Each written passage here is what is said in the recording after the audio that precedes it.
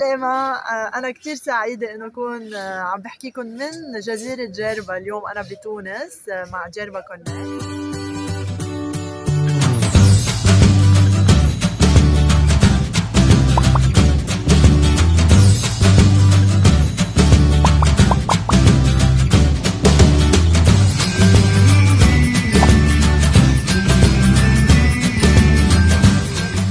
في جربة جويس عزام، يعني يقولوا من الكبار المتسلقي الجبال في العالم، ومتحصلة على يعني مراتب عالمية، من الأوائل اللي متحصلة على جوائز ومن المصنفات من المراتب الأولى عالميا.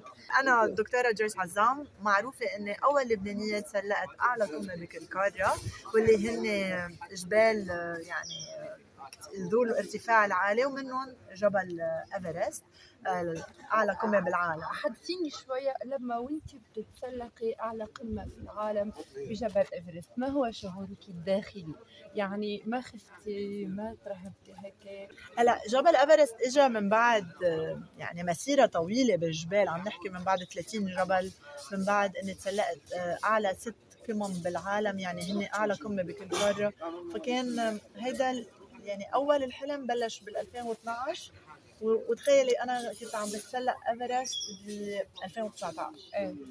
على إيفرست اكيد وقتها تاخدي كل هالخبرة، الخوف هون بضل موجود، بس انت بتعرفي تتعاملي معه، بتعرفي يعني عندك فكرة من قبل شو معنى تسلق جبل طويل أكيد وتحضير. بده تحضير وتمرين، وخصوصي جبل إيفرست عم نحكي 57